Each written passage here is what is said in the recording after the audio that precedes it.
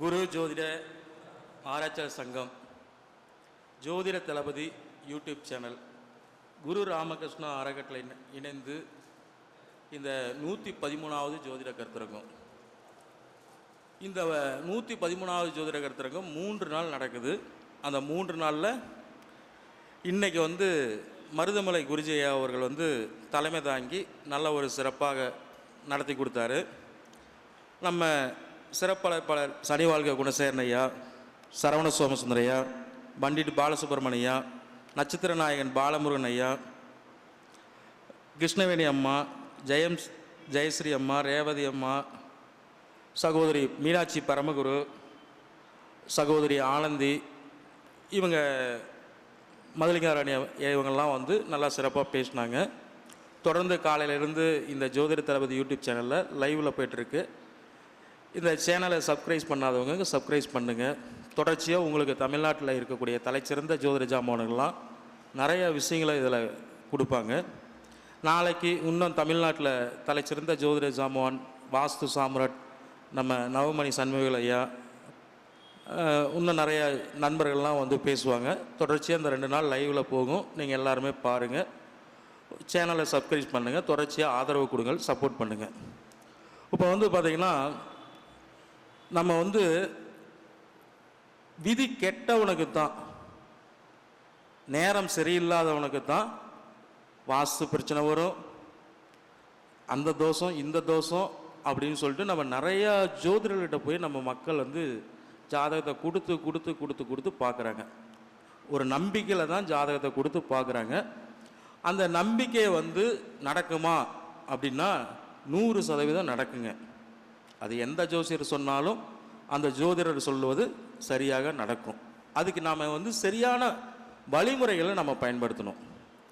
இப்போ ஒரு உதாரணத்துக்கு 9 நவகிரக ஸ்தலம் இருக்குது, சரிங்களா? இந்த 9 நவகிரக ஸ்தலத்தையும் நாம் எப்படி வழிபாடு பண்ணணும் அப்படிங்கிறத நான் சொல்கிறேன். முதல் நாள் ஞாயிற்றுக்கிழமை சூரியநாராயண் கோயிலில் வழிபாடு பண்ணணும், சூரியநாராயண் கோயிலில் தங்கணும், ஓகேங்களா? 2வது திங்கக்கிழமை திங்களூர் சந்திர பகவானுடைய ஸ்தலத்தில் தங்கி காலையிலேருந்து மாலை வரைக்கும் அங்கேயே இருக்கணும். 3வது வைத்தீஸ்வரன் கோயில், செவ்வாய்க்கு உண்டான ஸ்தலம். காலையில் போனால் சாயங்காலம் வரைக்கும் அங்கேயே கோயிலில் ஸ்தலத்திலேயே சாப்பிட்டுட்டு அங்கேயே தங்கியிருந்து அந்த இறைவனை வழிபாடு பண்ணணும். அதுக்கடுத்தது யாருங்க? திருவெண்காடு புதன் பகவானுடைய ஸ்தலம். அப்போ காலையில் புதன்கிழமை காலையில், ஞாயிற்றுக்கிழமை சூரியநாராயண் கோயில், திங்கக்கிழமை திங்களூர் சந்திர பகவான் கோயில், செவ்வாய்க்கிழமை வைத்தீஸ்வரன் கோயில், புதன்கிழமை திருவெண்காடு புதனுடைய ஸ்தலம்.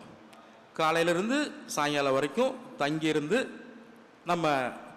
நம்மளுடைய தெரிஞ்ச ஸ்லோகமோ இல்லை நமக்கு தெரிஞ்ச மந்திரங்களோ அல்லது தெய்வ பக்தியில் இருக்கணும். கோயிலுக்கு போயிட்டு நம்ம அங்கே அரட்டை அடிச்சுக்கிட்டோ இல்லை ஊர் நாயம் பேசிட்டோ இல்லை ஃபோன் பார்த்துக்கிட்டோ இருக்கக்கூடாது, சரிங்களா?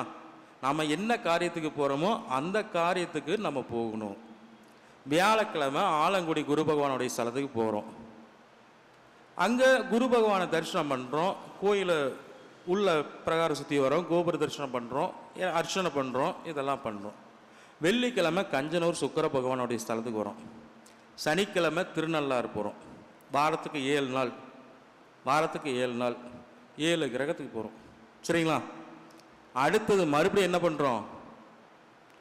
ஞாயிற்றுக்கிழமை சனிக்கிழமை திருநள்ளாறு போயிட்டால் அடுத்தது ஞாயிற்றுக்கிழமை அங்கே எங்கே போகணும்?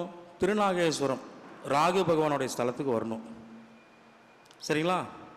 அங்கே வழிபாடு பண்ணிட்டு திங்கக்கிழமை அடுத்தது கீழ்பெரும்பள்ளம் கேது பகவானுடைய ஸ்தலத்துக்கு போகணும். இப்படி நான் 100 கிளைண்ட்டுக்கு எழுதி கொடுத்துருக்கேன். 9 நாள் 9 நவகிரக ஸ்தலத்தில் தங்குங்க, எந்த சிந்தனை இல்லாமல் நீங்கள் வழிபாடு பண்ணிட்டு வாங்க. அப்போ இந்த 9 நாள் நீங்கள் ஊரை விட்டு போகிறீங்க, உங்கள் ஊரை விட்டு தானே நீங்கள் போகிறீங்க. அப்போ இந்த 9 நாள் இந்த 9 நவகிரக ஸ்தலத்தை வழிபாடு பண்ணும்போது, ஒவ்வொரு கிரக வழிபாடு பண்ணும்போது உங்களுக்கு இந்த 9 கிரகத்தினுடைய பாதிப்பு எது இருந்தாலும் 100% குறைஞ்சிரும். இதில் என்ன பரிகாரம் இருக்குது, என்ன செலவு இருக்குது? நீங்கள் கோயிலுக்கு போகிறீங்க, நீங்கள் சாப்பிட்றீங்க, நீங்கள் அர்ச்சனை பண்ணுறீங்க, நீங்கள் வழிபாடு பண்ணுறீங்க, நீங்கள் தீபம் ஏற்றுறீங்க, ஒரு என்ன மாலை வாங்கி போகிறீங்களோ, பூ வாங்கி போகிறீங்களோ, நீங்கள் அது உங்களுடைய செலவு. எவ்வளவு பெரிய மோசமான ஜாதகமாக இருந்தாலும் இதை மட்டும் செஞ்சு பாருங்க. 100% நான் இது சொல்லி நிறையா பேர்த்துக்கு நடந்திருக்கு.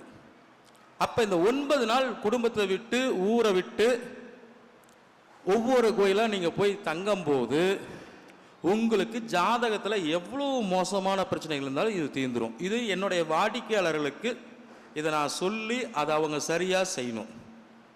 செஞ்சவங்க சக்ஸஸ் ஆகிருக்காங்க. சரிங்களா? இதை எப்போ செய்யணும்? அது ஒரு விதிமுறைகள் இருக்குல்ல. ஒன்று, நீங்கள் பிறந்த நட்சத்திரம் ஞாயிற்றுக்கிழமை வரணும். நீங்கள் பிறந்த நட்சத்திரம் ஞாயிற்றுக்கிழமை வரணும். அன்னையிலிருந்து அதை ஆரம்பிக்கணும். நீங்கள் பிறந்த நட்சத்திரத்தை அன்னைக்கு அந்த சூரிய நாராயண வழிபாடு பண்ணும்போது அப்போ காலையிலேயே சொன்னார்ல, சனிவாழ்க குணசேகரன் ஐயா, சோமசுந்தர ஐயா சொன்னாங்கல்ல, நாம் பிறந்த நட்சத்திரத்தை அந்த அன்னைக்கு செய்யும் போது என்ன ஆகும்? விருத்தி ஆகும். அப்போ 9 நாள் இதை செய்யும் போது இந்த மாதிரி பிரச்சனை மிகப்பெரிய கோடீஸ்வரர், மிகப்பெரிய கோடீஸ்வரர், திருச்செங்கோட்டில் 5 ரிக்கு வண்டி வச்சிருக்கக்கூடிய மிகப்பெரிய கோடீஸ்வரனுக்கு சொத்து இருக்கு, குடும்பம் இருக்கு, எல்லாமே நல்லா இருக்கு. ஆனால் அவருக்கு உடல் ரீதியாக பாதிப்பு. உடல் ரீதியாக எந்த டாக்டர்கிட்ட போயும் அவருக்கு குணமாகலை. பணம் இருக்கு, என்ன வேணாலும் பண்ணலாம், ஆனால் அவர் உடல்நிலை சரியில்லை, பாதிக்குது. பார்க்காத வைத்தியம் இல்லை, எல்லாமே பரிகார பூஜை எல்லாம் ஹாஸ்பிட்டல் எல்லாம் பார்த்துட்டாங்க. நான் எழுதி கொடுத்தேன். இன்னும் அவர் நல்லா இருக்காரு. இன்னைக்கு அவருக்கு 72 வயசு தாண்டி போயிட்டு இருக்காரு. இதை நான் எழுதி கொடுத்தது 8 வருஷத்துக்கு முன்னால. டாக்டரும் கை விரிச்சிட்டாங்க. அப்போ இது எப்படி நம்ம இது சொன்னமோ அதே மாதிரி 2 செட்டு வேட்டி துண்டி எடுத்துக்கிட்டு பணம் காசு எடுத்துகிட்டு போனவர் தான் ஒரு கார் எடுத்துக்கிட்டு கரெக்டாக செஞ்சார். இன்னைக்கு அவர் நினச்ச மாதிரி ஆயிலும் தீர்க்கமாக இருக்கு, நோய் நொடியும் இல்லை, மருத்துவ செலவும் இல்லை. சரி, இது நோய் நொடிக்கு மட்டும்தான் சொல்ல முடியுமா? நோய்க்கு அடுத்தது என்னங்க? மனிதனை பாதிக்கிற பிரச்சனை என்ன? ஒன்று நோய், இல்லைன்னா கடன். கடன் இல்லாத மனிதன் யாராச்சும் இருக்காங்களா? இருந்தால் சந்தோஷம். அப்படி கடன் இல்லாத மனிதன் இருந்தால் அவனுக்கு நோயை கொடுத்துரும். 6ஆம் இடம் ஒன்று கடனுங்க, இல்லைன்னா நோய்ங்க. அப்போ கடன் இருக்கிறவங்க என்ன பண்ணணும்? ஐயா, என்னால் கடனே கட்ட முடியல, தொழில் செஞ்சு எந்த தொழில் செஞ்சாலும், அது இந்த கொரோனாவுக்கு அப்புறம் பாதிக்கப்பட்டவங்க எத்தனையோ பேர், லட்சக்கணக்கான பேர் இந்த கொரோனாவில் பாதிச்சிருக்காங்க. அப்போ இந்த லட்சக்கணக்கான பேர் கடனில் பாதிக்கப்பட்டிருக்காங்க அப்படின்னா அவங்களுக்கு என்ன நாம சொல்லணும்? அந்த கடன்லாம் குறையணும் அப்படின்னா இந்த 9 நாள் உங்களுடைய ஜென்ம நட்சத்திரம் ஞாயிற்றுக்கிழமை வரும்போது தொடங்குங்க. நீங்கள் பஸ்ஸில் போகலாம், காரில் போகலாம், ரூம் போட்டு தங்கலாம், என்ன வேணாலும் பண்ணலாம். ஆனால் காலையில் சூரிய உதயத்துக்குள்ள கோயிலுக்குள்ளே போனீங்கன்னா சூரிய அஸ்தமனத்துக்கு அப்புறம் தான் சாமி தரிசனம் பண்ணிட்டு வெளில வரணும். இதை செய்யுங்க. உங்களுக்கு கடன் படிப்படியாக குறையும், தொழில் விருத்தியாகும். கண்டிப்பாக தொழில் ஒன்று நல்லபடியாக இருந்ததுன்னா, வருமானம் ஒன்று நல்லதாக வந்தால் உங்களுக்கு இது குறையும். சரிங்களா? இதை திருமணம் ஆகலை, குழந்தை பாக்கியம் இல்லை, எல்லாத்துக்கும் இதை செய்யலாம். நீங்கள் என்ன பிரச்சனைக்கு நீங்கள் இந்த 9 நவகிரகத்தை 9 நாள் தங்கியிருந்து வழிபாடு பண்ணுறீங்களோ அதுக்கு இது 100% கை கொடுக்கும். இது உண்மை. இந்த பரிகாரத்தை செஞ்சு பாருங்க. சரி, அதுக்கு அடுத்தது, ஐயா நான் இதை செஞ்சிட்டேன், நீங்கள் சொன்ன மாதிரி சரியாக இருக்கு, நான் இன்னும் வளர்ச்சி ஆகணும். சரிங்களா? பஞ்சபூத ஸ்தலம். நெருப்புக்கு எங்க? திருவண்ணாமலை. நீருக்கு எங்க? திருவனைக்காவல். சரிங்களா? அடுத்து காற்றுக்கு திருக்காலஸ்ரீ, ஆகாயத்துக்கு சிதம்பரம், பூமிக்கு காஞ்சிபுரம். அப்போ பஞ்சபூதம் வந்துருச்சுங்களா? இதை நீங்கள் செய்யுங்க. அதாவது அந்த பரிகாரத்தை 9 நவகிரகத்தை வழிபாடு பண்ணுங்க. உங்கள் பிரச்சனை 100% சால்வ் ஆயிரும். தொழில் விருத்தி, அபிவிருத்தி எல்லாமே கிடைச்சிடும். இதுக்கு மேலே எனக்கு வசதி வாய்ப்பு வேணும்.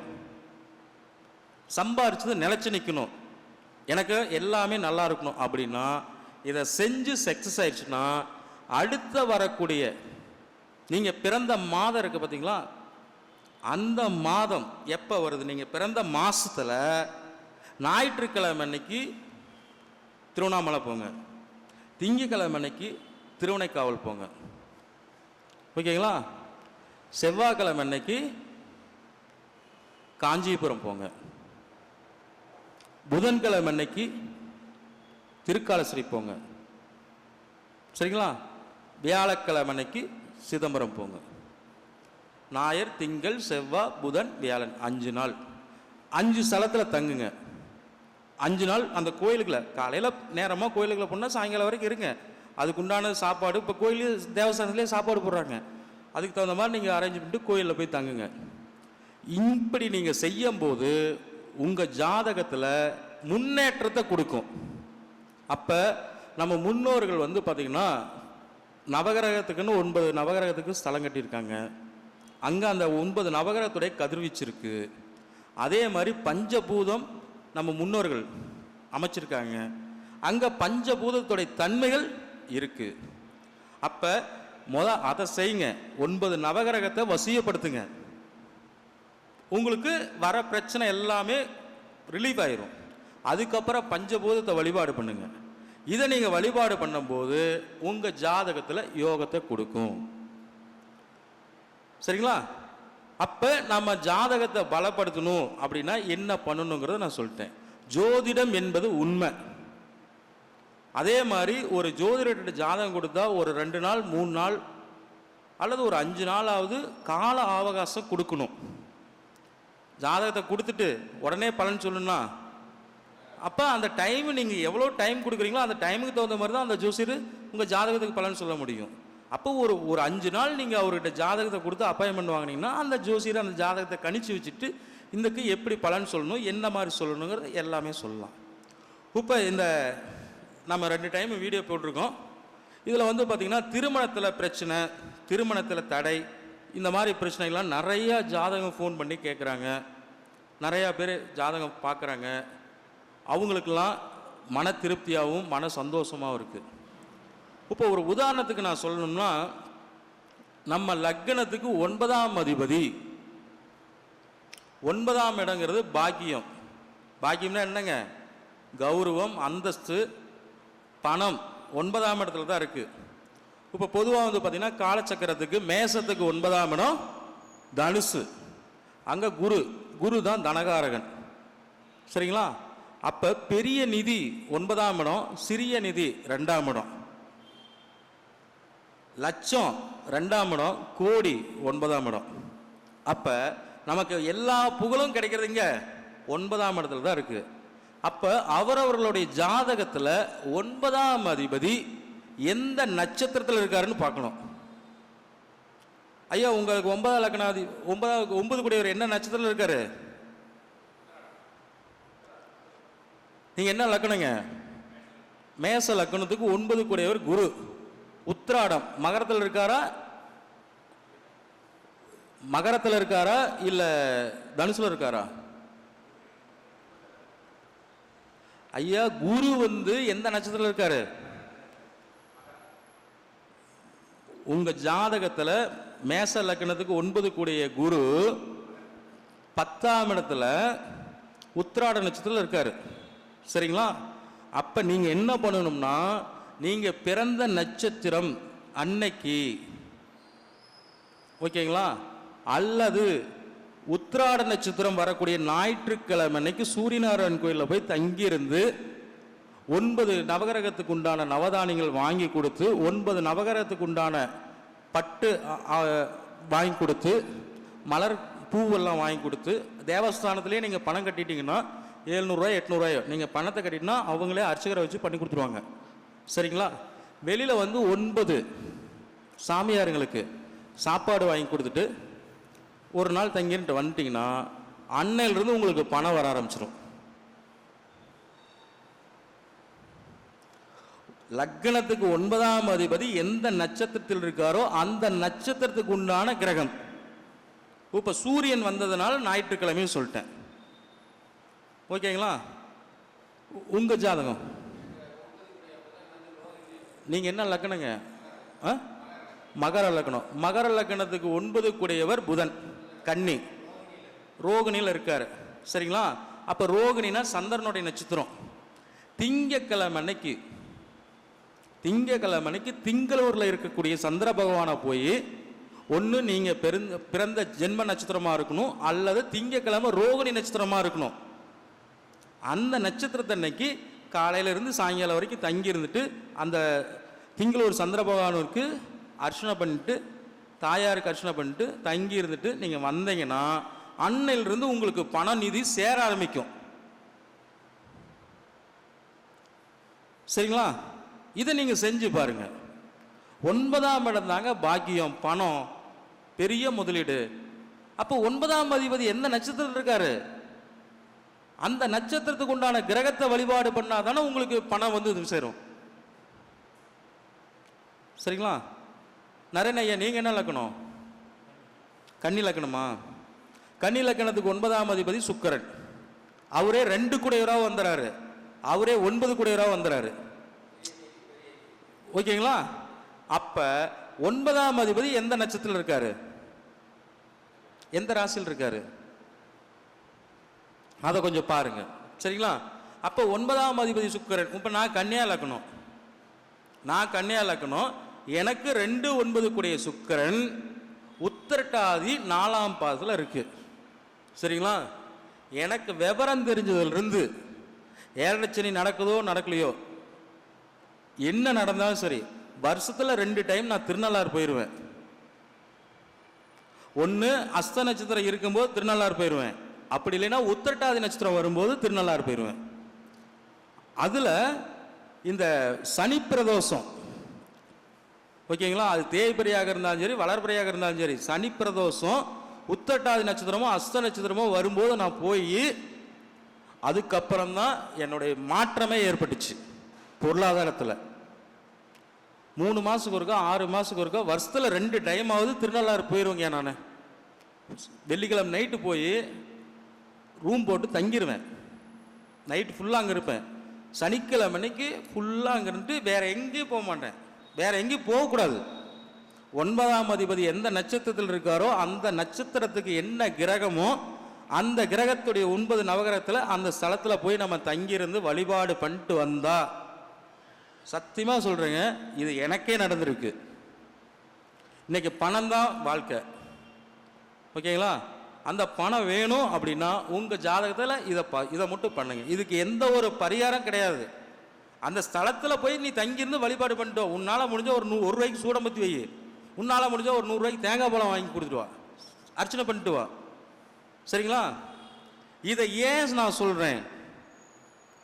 இதை எனக்கு ஐயா எங்கிட்ட ஜாதகம் பார்க்கக்கூடியவங்கலாம் 7 வருஷம் 8 வருஷம் 9 வருஷம் 10 வருஷம் எங்கிட்ட ரெகுலராக ஜாதகம் பார்ப்பாங்க. அவங்க வேற பக்கம் கூட போய் பார்ப்பாங்க. ஒன்று நம்ம வெளியில் இருப்போம், ஏதோ ஒரு வேலையில் இருப்போம், இல்லை அவங்களுடைய மன திருப்திக்கு இன்னொரு பக்கம் போய் பார்க்கலாம், இன்னொருத்தர்கிட்ட கொடுத்து பார்க்கலாம் அப்படின்னு. ஆனால் திருப்பி அவங்க எங்கே போனாலும் மறுபடியும் நம்மகிட்டே வருவாங்க. ஏன்? சனி பகவான் தாங்க விருத்தியை கொடுக்கிறவரு, ஆனா காலதாமதமாக தான் கொடுப்பாங்க. சனி பகவான் வந்து கொடுக்க ஆரம்பிச்சிட்டாலும் அது நல்லதாக இருந்தாலும் கெட்டதாக இருந்தாலும் காலதாமதமாக தான், ஸ்லோவாக தான் கொடுப்பாங்க. ஆனா சனி கொடுத்தா யார் தடுப்பாங்க? ராக போல கொடுப்பார்களே கேத போல கெடுப்பார்கள்னு சொன்னாங்க. ராக என்னத்தை கொடுப்பாரு? சகல போகத்தையும் கொடுப்பாரு. கேது என்னத்தை பண்ணுவாரு? சகல போகத்தையும் தடுப்பாரு, ஆனா ஞானத்தை கொடுப்பாரு. ஓகேங்களா? அதே மாதிரி சனி பகவானுக்கு ஒரு ஒரு ஒரு சொத்தை கொடுத்துட்டாருன்னா அதை ஜென்மத்துக்கும் இந்த ஜென்ம ஃபுல்லா எந்த கிரகம் எந்த திசா புத்தியிலும் மாற்ற முடியாது. இப்ப எனக்கு வந்து 7.5 சனியில தான் கல்யாணம் ஆச்சு. சரிங்களா? 2010. ஆனா சனி கொடுக்கறதை யாராலையும் பிடுங்க முடியாது. சொல்லுங்க பார்க்கலாம். அப்ப நாம என்ன பண்ணணும்? சனிக்கிழமை இந்த கன்னியா லக்கணத்துக்காரங்க உத்திரட்டாதி நட்சத்திரம் இருக்கனால சனிக்கிழமை சனீஸ்வர பகவானை வழிபாடு பண்ணணும். இவங்க சனிக்கிழமை அன்னைக்கு சைவமாக இருக்கணும். மற்ற 6 நாள் நீ என்ன வேணாலும் சாப்பிட்டுக்கோ, எப்படி வேணாலும் இருந்துக்கோ, சனிக்கிழமை அன்னைக்கு சைவமாக இருக்கணும். இப்போ காலையில் நம்ம திருப்புலானியிலேருந்து சொன்னார், இந்த முகம் சேவிங் பண்ணுறது ஒரு 100 ஃபோன் கால் எனக்கு வந்துருச்சுங்க. ஐயா நீங்கள் சொன்னது அப்படியே 100% இருக்குங்க, சரியாக இருக்குங்க. இன்றைக்கி காலையில் கூட ஒருத்தருக்கு எனக்கு ஃபோன் பண்ணார், ஐயா நீங்கள் சொன்னதுக்கப்புறம் நான் புதன்கிழமைக்கு முகம் சவர் பண்ணிக்கிறேன், புதன்கிழமைக்கு முடி வெட்டிக்கிறேன், அதுக்கு உண்டான பலன் எனக்கு உடனே கிடைக்குது. யார் தாடி வைக்கணும், யார் தாடி வைக்கக்கூடாது, சரிங்களா? தாடி வச்சா பணம் வரும், தாடி எடுத்தாலும் பணம் வரும். அப்போ நம்ம ஜாதகத்தில் ஒவ்வொரு ஜாதகத்திலையும் ஒருத்தருடைய ஜாதகத்திலையும் ஒவ்வொரு கிரக அமைப்பு இருக்குது. இந்த பலன் இந்த ரூல்ஸ் பூபதிராஜன் ஐயா சொல்லிட்டாரு, இல்லை பண்டிட் பாலசுப்ரமணியம் சொல்லிட்டாரு அப்படின்னு நம்ம அப்படியே நம்ம ஜாதகத்துக்கு எடுத்தோம்னா மாறிடும். ஒவ்வொரு ஜாதகமும் கோடியில் ஒருத்தருக்கு கூட ஒருத்தர் ஜாதகம் மாதிரி ஒத்து வராது. புரியுதுங்களா? உங்கள் ரேகை கட்டவரில் ரேகை இருக்கிறது வேற யார்ட்டையும் கிடையாது, சரிங்களா? உங்கள் ஜாதகம் உங்களுக்கு தான். ரெட்டை குழந்தை பிறந்தா கூட ஜாதகம் நவாம்ச லக்னம் மாறும், பாகைகளை மாறும். அப்படி இருக்கும்போது நாம் கன்னியாராசி கன்னியா லக்னத்துக்காரங்கன்னா கன்னியாராசி கன்னியா லக்னத்துக்காரங்க பொழைச்சவங்களும் இருக்காங்க, கெட்டவங்களும் இருக்காங்க. ஆனால் அவங்கக்கிட்ட திறமை இருக்கும். ஒரு கன்னிராசி ஒரு கன்னியா லக்னத்துக்காரங்கிட்ட நீங்கள் ஒரு வேலை கொடுத்தீங்கன்னா அந்த வேலை பர்ஃபெக்டாக செஞ்சு தருவாங்க, சரிங்களா? அவர் ராசி தான் எனக்கு தெரியல, லக்னம் தெரியாது. இன்னைக்கு தான் சொன்னார். நிறைய பேர் பாராட்டுறாங்க, நிறைய பேர் நம்மளை குறையும் சொல்லுவாங்க, நிறைய பேர் நம்மளை பாராட்டுவாங்க. பாராட்டுற காது சந்தோஷப்படும் போது திட்டுறவங்க சொல்றதையும் ஏற்றுக்கிட்டு போய்க்கணும், புரியுதுங்களா? அப்படி இருந்தால் தான் வாழ்க்கை. அப்போ நம்ம வாழ்க்கையில் நம்ம முன்னேறணும் அப்படின்னோம்னா தனிப்பட்ட நம்ம ஜாதகத்தில் என்ன இருக்குன்னு சொல்லணும். சரி, ஒரு உதாரணத்துக்கு உங்களுடைய ஜாதகத்தில் அந்த அமைப்பே இல்லைங்க, நீங்கள் பிச்சைக்காரங்க, ரொம்ப சிரமத்தில் இருக்குங்க, ரொம்ப கஷ்டத்தில் இருக்குங்க. ஏன் உங்கள் வீட்டில் இருக்கிறவங்க ஜாதகத்தில் எங்கள் அப்பா சம்பாரிச்சு கோடி சொன்னாங்கன்னு இருந்தால் என்ன பண்ண முடியும்? உங்கள் பொண்ணுக்கு ஏன்னா உங்கள் மனைவிக்கு கணவன் சம்பாரிச்சு ஒரு வீடு வாங்கணும், ஒரு காம்ப்ளெக்ஸ் கட்டணும், ஒரு நகை வாங்கணும், ஒரு காரு வாங்கணும், ஒரு தொழில் நிர்வாகம் பண்ணணும் அப்படின்னு இருந்தால் உங்கள் மனைவியோட ஜாதகத்தில் நீங்கள் சம்பாரிச்சா தானே உங்கள் மனைவிக்கு வரும். அப்போ நம்ம என்ன பண்ணணும்? அந்த காலத்தில் மன்னர்கள்லாம் என்ன பண்ணாங்க? தசரத சக்கரவர்த்திக்கு 1000 மனைவின்னு சொன்னாங்க, புரியுதுங்களா? அப்போ அந்த ஜாதகத்துக்கு தகுந்த மாதிரி நம்ம வாழ்க்கையை அமைச்சுக்கணும். அதுதான் ஜாதகம் சாதகமாக பார்க்கணும். அப்போ இதை தப்பாக நினச்சிக்கிறாங்க, தப்பாக சொல்கிறாங்க. நம்ம ஜாதகத்தில் நம்ம பிறந்த நேரம் வச்சு நம்ம பலன் சொல்கிறோம்.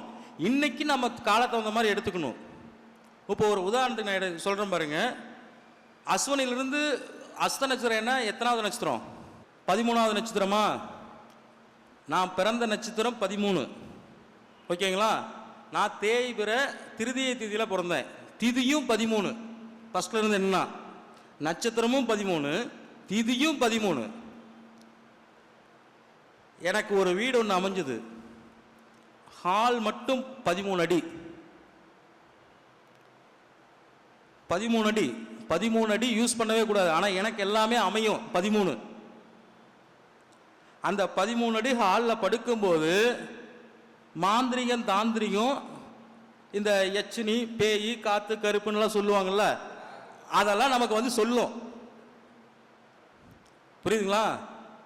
பேய் அழிக்கிற பேய் இருக்குது, வாழ வைக்கிற பேய் இருக்குது, சாமின்னு ஒன்று இருந்தால் பேயின்னு ஒன்று இருக்குது, புரியுதுங்களா? நல்லவன் ஒருத்தர் இருந்தாலும் கெட்டவன் ஒருத்தர் இருப்பான். அந்த மாதிரி இந்த 13ஆம் நம்பர் இதில் வாழ்ந்தவனும் இருக்கிறான், கெட்டவனும் இருக்கான். இப்போ நான் பேசுறது 13வது பேச்சாளர். எண்ணி பாருங்க, காலையிலேருந்து எத்தனை பேர் பேசியிருக்காங்க அப்படின்னு. என் வீடியோ போட்டதும் 13வது வீடியோ தான் ஐயா போட்டார். நம்ம சேனலில் ஜோதிட தளபதி யூடியூப் சேனலில் என்னோட வீடியோ 14 பேர் பேசுனதில் என் வீடியோ 13ஆவதாக போட்டார். சொல்லுங்க பார்க்கலாம். இதை எதுக்கு சொல்ல வரேன்னா, நான் ஒரு கார் வாங்கினேன், அந்த காரு கூட கூட்டினா 13ஆம் நம்பர் தான் வந்தது. புரியுதுங்களா? இன்னைக்கு கூட்டம் எத்தனாவது கூட்டம்? 3 நாள் போட்டுனா சொல்லுங்க பார்க்கலாம். ஆனால் இது எல்லாமே இந்த 13ங்கிறது ஒரு சில பேர்த்துக்கு இயற்கையாகவே கிடைக்கும். இந்த 13 நாம் என்ன பண்ணணும்? 31 மாற்றிக்கணும். 13 பார்த்தீங்கன்னா கஷ்டம், 13 31 நம்ம அறிவால் மாற்றிக்கணும். 13 நம்ம எதுக்கு யூஸ் பண்ணணும்? அதுக்கு மட்டும்தான் யூஸ் பண்ணணும். 13 அடி அண்ணன் கூட சொன்னார், இந்த மாதிரி கடையில் மனையடி இருக்குன்னு. அதெல்லாம் கிடையாது. உனக்கு 13 அடியில் ஒரு ஆள் கட்டினா அதுக்கு என்ன பண்ணும்? உனக்கு சாத்தான் வந்து குறி சொல்லும். புரியுதுங்களா? கெட்டவங்க யாருன்னு உனக்கு காட்டி கொடுக்கும், நல்லவங்க யாருன்னு காட்டி கொடுக்கும், எப்படி பணம் வருதுன்னு காட்டி கொடுக்கும். குட்டி சாத்தான் 13 தானே. பேய் பிடிச்சி வாழ வச்சவங்களும் இருக்காங்க, பேய் பிடிச்சி அழிச்சதும் இருக்காங்க. அது நம்ம ஜாதகத்துக்கு செட் ஆகுமா? சில பேர் சாமி ஆடி வாக்கு சொல்லுவாங்க, புரியுதுங்களா? சில பேர் யட்சணியை வச்சு வாக்கு சொல்லுவாங்க. இது உண்மையா பொய்யா? சாமியை வசியப்படுத்தி வாக்கு சொல்ற ஜோதிடர்களும் இருக்காங்க, யட்சணியை வசியப்படுத்தி வாக்கு சொல்லக்கூடிய ஜோதிடர்களும் இருக்காங்க. அதுவும் உண்மை, இதுவும் உண்மை. ஆனா இந்த ரெண்டும் நமக்கு வசியமாகுமான்னு பார்க்கணும். நம்ம ஜாதகத்துல நமக்கு என்ன செட் ஆகும்? நான் பல தொழில் செஞ்சுட்டேன். 125வது கருத்தரங்கத்துக்கு அல்லது குரு பயிற்சிக்கு என்னுடைய குருநாதர் வருவார், சரிங்களா? அவர் என்ன சொன்னார்னு கேளுங்க. பல தொழில் செஞ்சுட்டேங்க. இதே ஊரில் தான் நான் பிறந்து வளர்ந்தேன். இங்கே இந்த பள்ளிப்பாளையத்தில் நான் பார்க்காத ஜோசியர் கிடையாது, வெளியூரில் பார்க்காத ஜோசியர் கிடையாது. எங்கே சுற்றினாலும் கடைசியாக என் குருநாதர்கிட்ட தான் ஜோசியம் பார்க்க போவேன். இன்னும் ஏதாச்சுன்னா ஃபோன் பண்ணி, குருநாதா என்ன பண்ணுறீங்க, என்னுடைய ஜாதகம் எப்படி இருக்கு, நான் என்ன பண்ணிட்டோம் அப்படிமே. பொறுத்தார் பூமி ஆழ்வார், உனக்கு எல்லாமே நடக்கும். புரியுதுங்களா? குரு இல்லாத வித்தை, குரு சொல்லாத வார்த்தை சுட்டு போட்டாலும் வேஸ்ட். அப்ப நமக்கு ஒரு குரு, ஒருத்தர் வழிகாட்டியா இருக்கணும். நமக்கு யாரா உண்மையாலுமே சொல்றாங்க, எத்தனை ஜோசியரா இருந்தாலும் சரிங்க, எவ்வளவு பெரிய ஜோசியரா இருந்தாலும் சரிங்க, அவருக்கு ஒரு குரு வழிகாட்டணும். உங்க குடும்பத்திலே இருந்தாங்கன்னா, உங்க குடும்பத்தில் அப்பாவோ அம்மாவோ மாமனார் மாமியாவோ அண்ணனோ அக்காவோ இல்லை உங்க ஃப்ரெண்ட்ஸோ யாரோ ஒருத்தர் உங்களுக்கு வழிகாட்டாம நீங்க எங்க போனீங்கன்னாலும் வாழ்க்கையில் முன்னுக்கு வர முடியாது. ஒரு பிரச்சனை நடந்தா கூட அந்த இடத்துல உங்களுக்கு ஒருத்தர் தொட்டு கொடுக்கணும், வழிகாட்டணும்.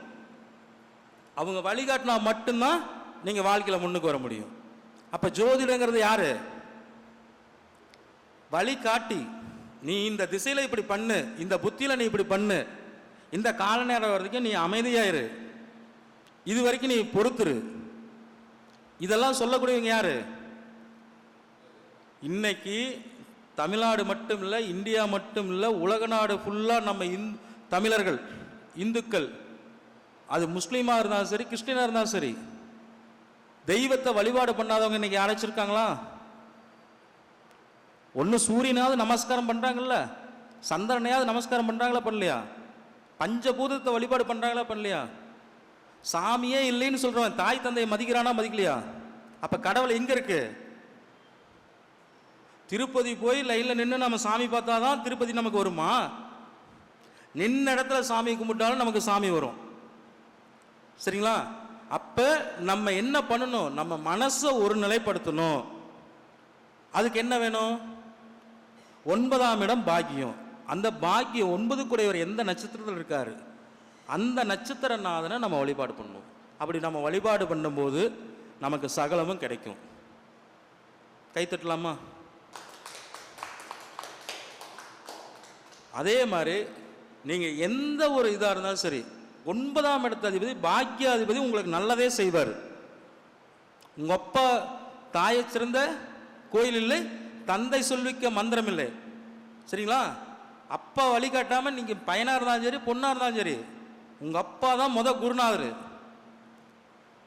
அப்போ 9ஆம் இடம்தான் உங்களுக்கு ரொம்ப ரொம்ப முக்கியமானது. அதாவது பேரு புகழ் அந்தஸ்து பணம் செல்வம் கௌரவம் எல்லாமே வேணும்னா 9ஆம் இடத்து அதிபதி எந்த நட்சத்திரத்தில் இருக்காரு அந்த நட்சத்திர நாதனை நாம் வழிபாடு பண்ணணும். 9 கிரகம் தான், சரிங்களா? அதனால் நான் என்ன சொல்கிறேன் அப்படிங்கிறது உங்களுக்கு தெளிவாக புரிஞ்சிருக்கும். நன்றி, வாழ்க வளமுடன்.